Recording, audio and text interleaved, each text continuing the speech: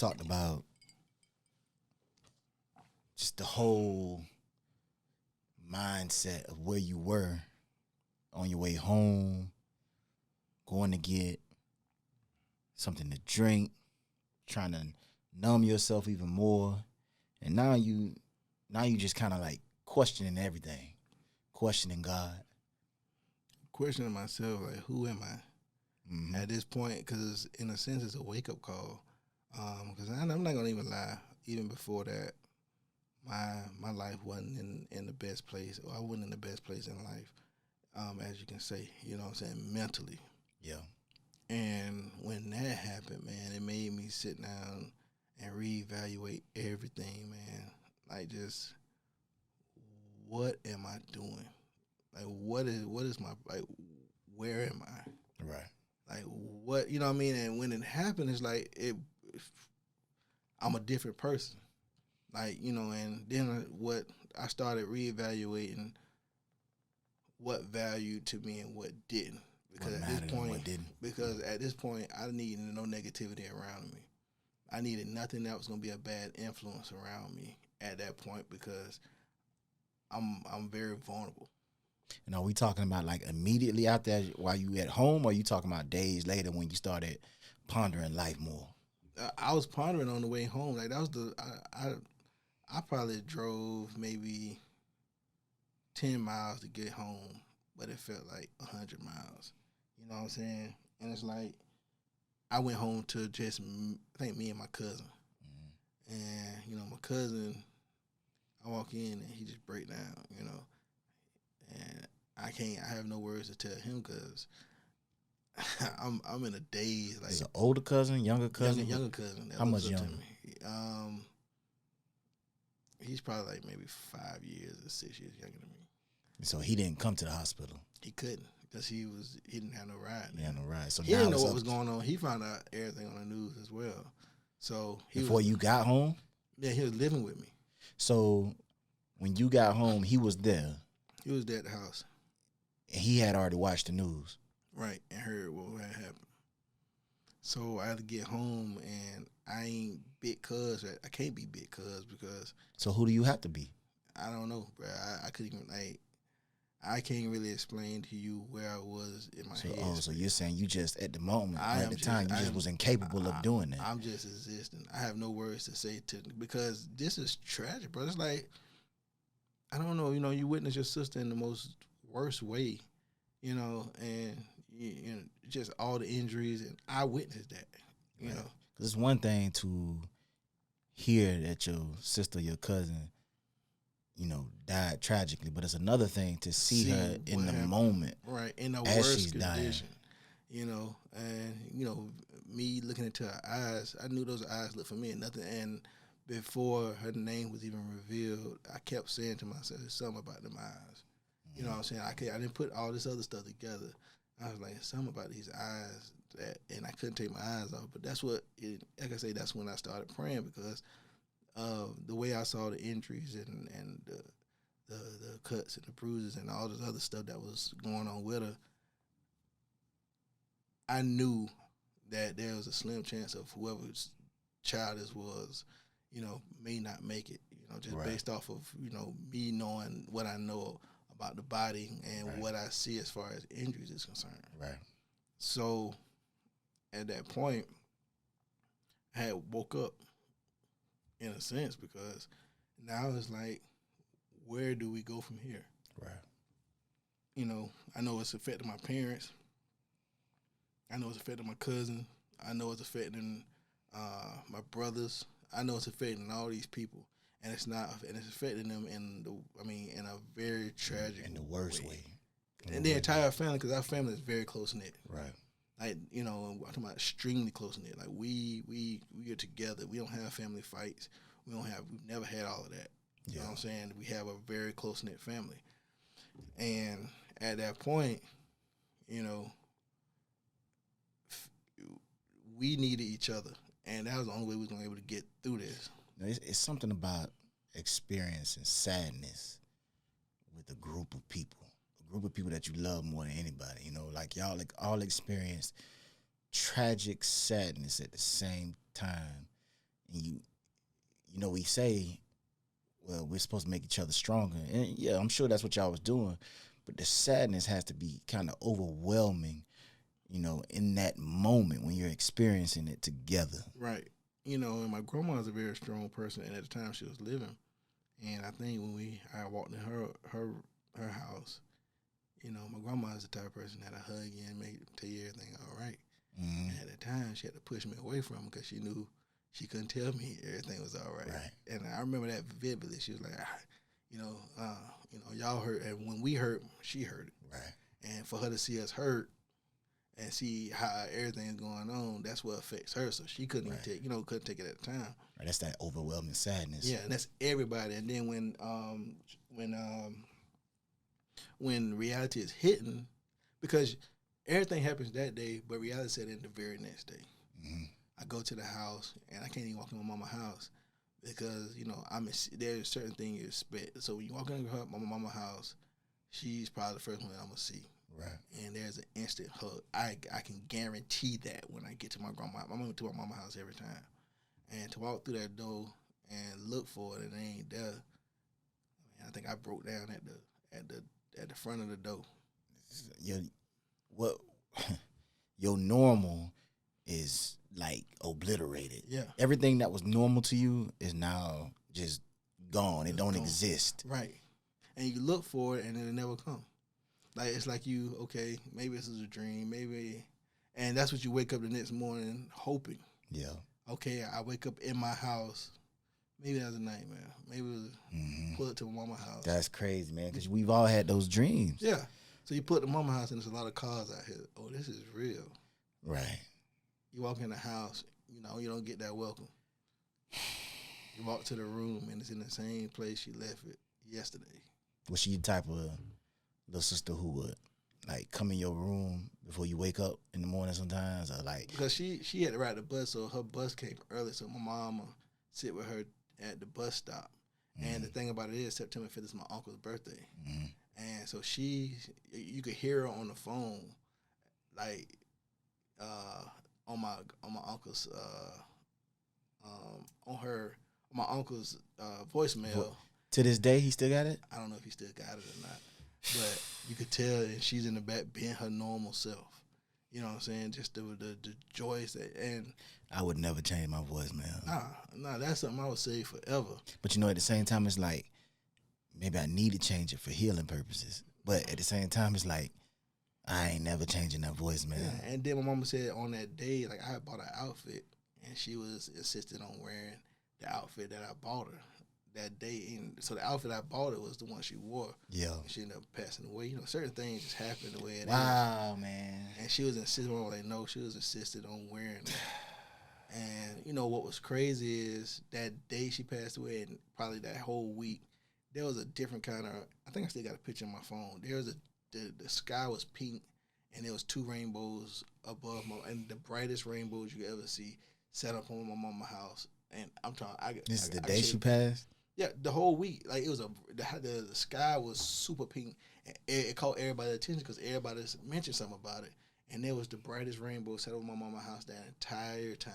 I got the picture somewhere in here now. I can show you later. So to y'all, what did that mean? That, first off, her presence was there. You know what I'm saying? Because we never seen, this is a different kind of sky. Right. It was, and the rainbows and all the other stuff that came, that was with it. The brightest rainbow, so that showed us that she was all right in a sense. So that's how I took it. Yeah. So, that was the one thing that was reassuring, but it took time, man. Like I worked in the hospital, and I couldn't go back. In that emergency room, that's where I worked at. And when it happened, I had to get therapy. On how to get back into how to get back to work. Yeah. So it took time, and I mean, nothing was the same. And still to this day, anytime September 5th hits, they replay it on the news. Ever since that day, every time it happens, we have it'll replay and wake it back up every September the 5th. Yeah. So we got to relive a lot of that again. You know what I'm saying? Do they play the news? So my girlfriend, she said she interviewed you. She did. It was a great interview. How many days after was that interview? I think she did it on. No, she interviewed me years later. Okay, years later. Yeah, so it was coming up on the 10th year anniversary. Mm-hmm. But I mean, like anytime this is the first time I really verbally talked about it. Yeah, it was hard. You know what I'm saying? And yeah, I did have to hold back tears talking about it because that's the worst thing that ever happened to me in my life. But through that, because you got to sometimes understand what the why is behind that. And for the longest, I tried to find out why did this happen. To what was the purpose of all of this? Because there's always a purpose. You know what I'm saying? You take a life like that, just an innocent life. What was the purpose? And I asked God that. And what came out of that was we started launching a campaign like "Don't Drive Drowsy." So we was at the rest stops on, just to help us get over it. Mm-hmm. Instead of, we wanted it not to happen to somebody else. Right. So what we did was we went to the rest stops here and started passing out coffee, like people who stopped by, passing out coffee and all the other stuff, and just giving pamphlets and stuff, wearing them about driving, drowsy driving, right? The dangers of driving drowsy, right?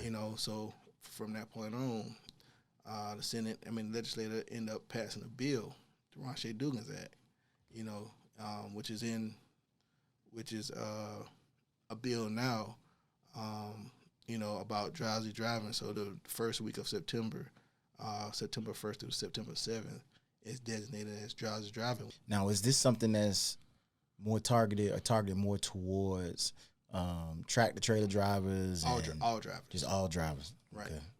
That was my question, and I think that's what's up, that it's targeted towards all drivers. Right, and it and as far as law enforcement, it encourages us, because when we drive, especially during that week, Mm-hmm. you'll see little bulletin boards, and like when you drive, you see it'll say, "Don't drive drowsy." And right. Just to even see that made me understand and realize that, she was a sacrifice, but at the same time, through that tragedy, mm-hmm. you may have saved millions of other people, because it reached CNN News and everybody started to hear about it. But through that and through this campaign, if we was able to save millions of other people's lives just by educating them, and you'd be surprised. Like, I've had DMs and emails like, "Man, mm-hmm. look, I appreciate you telling me to do that, because I remembered what happened, and from this point on, I make sure I get enough rest." And right. when I hear that, man, that brings me a whole lot of joy. I can remember when my brother was playing down at the University of Miami, and he would drive back and forth.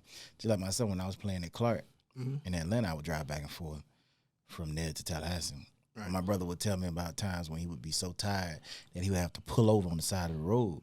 You know what? I can remember being proud of my brother, because I don't want my brother to die in a traffic accident simply because he was tired. And it only take 1 second. Bro. It only take 1 second, man. I don't know if I've driven drowsy before, bro. Listen. And when we work out 12-hour shifts, man, that ride home, man, can be real.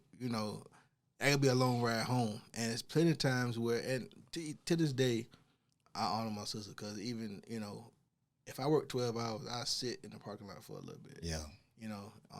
Or I go ahead and get me some type of caffeine just to make it to the house. Right. Because sometimes you have them long shifts. After those 12 hours, man, you exhausted. I tell you, man, listen, in my first four years at TPD, man, I was like busting my butt trying to pay off my student loans. Mm-hmm. Thank God I did. But what came with that was a lot of work. Yeah. It was a lot of regular shift, overtime, and off duties. Right. Times when I was getting off at 3, 4 o'clock in the morning. Right. I mean, it was time. I ain't gonna lie, man. I ain't scared to say it. You on your way to the house after working a long shift and then working off duty, and you swerve. Yeah. And you wake up and realize, hey, Yo, hey, you were falling Tighten up, asleep, yeah. dog. Luckily, there ain't nobody else on the road but you. Mm-hmm. But you know what? I was so determined to pay off my student loans because, I mean, as millennials, that's what we deal with, student loans. Right. You know, slowing our life down. But I felt like I had to work. I had to work. I had to work. Nobody talking about that. That's a whole nother subject for a whole nother show. But I had to work. Yeah. You know what I'm saying? Well, come with work, you're going to be tired. Yeah.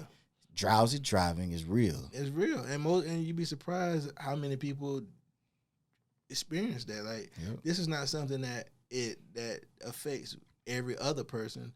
Everybody in this world has experienced that has driven at least once or twice. Yeah. You know. And then let's say you are a person who has not experienced drowsy driving directly. Right. You know, you yourself have not been drowsy while driving. You are still affected because it could be the person that's driving, coming in your direction or driving next to you that is driving drowsy, and it could be you that they kill. Right. And then I wouldn't wish this on my worst enemies. Right. You know, the pain I went through through this whole tragedy, man, I don't wish that on nobody because I can't even, I really felt like I got hit by a semi-truck. Yeah, you felt what she felt. Yeah, at that point. And then you wondering, like, did she feel it? Did she suffer? You know what I mean? And that's what I had to kind of battle. And those are answers that you probably lean more towards, yeah, she probably suffered. And that's what kills you.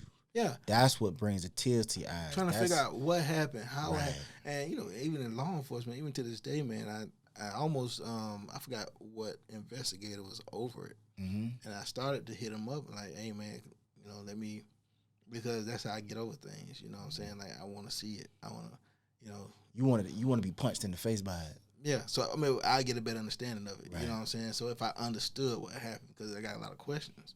Right. But, you know, and I may operate different than other people, but that's just how I process things.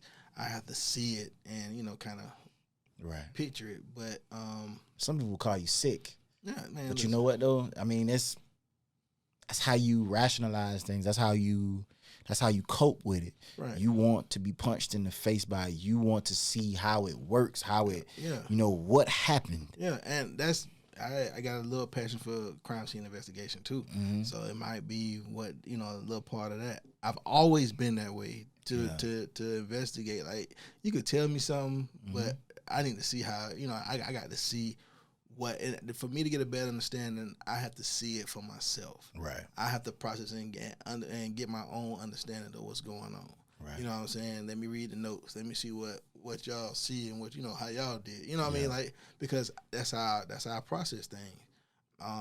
Ain't nothing wrong with it. It's just how I am. Yeah, you know what I'm saying? But at the end of the day, bro, it's like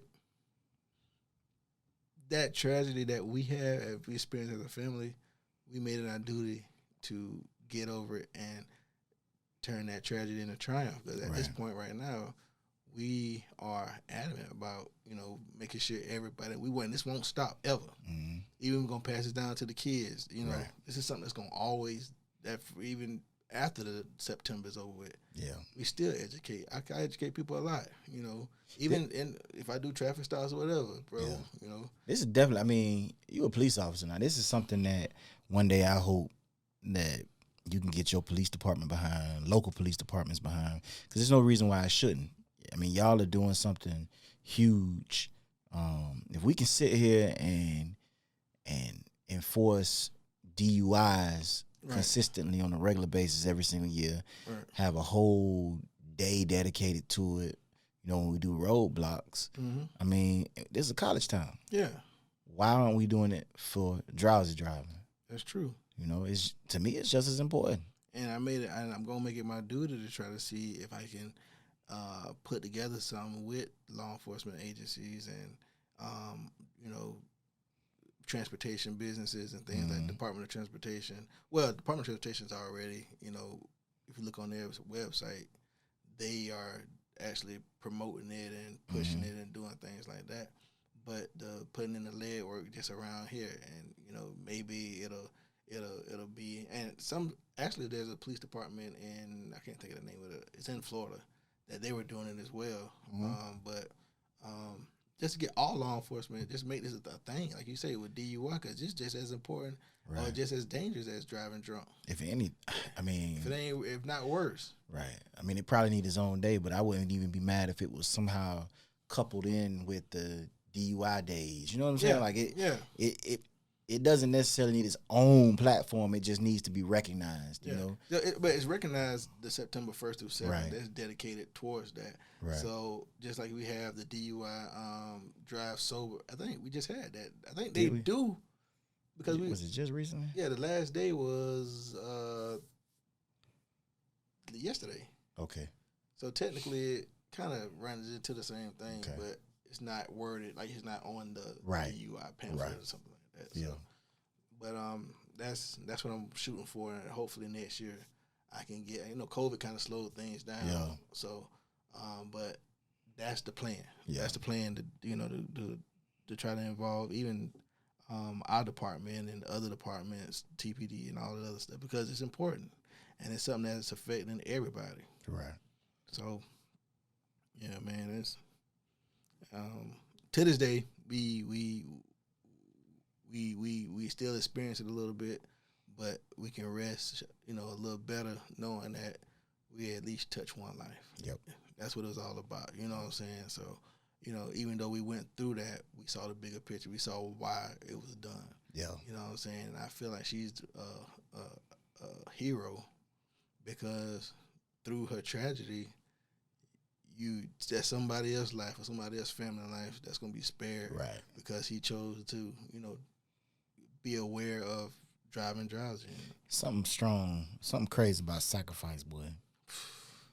You never know when you're gonna be used as a sacrifice. Yeah, I know it. And then it's a price to, like, it may not, the sacrifice usually comes with a big price. When you sacrifice something, that means it's gonna come with some pain, man. Yeah, sometimes it's gonna come with pain. When you sacrificing something, that's just like, it ain't a sacrifice if nobody ain't hurting. Right. It ain't a sacrifice if you haven't given up something that's dear to your heart. Right. So y'all would be wrong if y'all allowed her to die in vain. Yeah, and that, man, look, if she just died and we just let that go away, man, we even forgave because they wanted to charge the driver. You know what I'm saying? And this is big because I was angry. Mm-hmm. I wanted him to, receive the worst punishment in the world.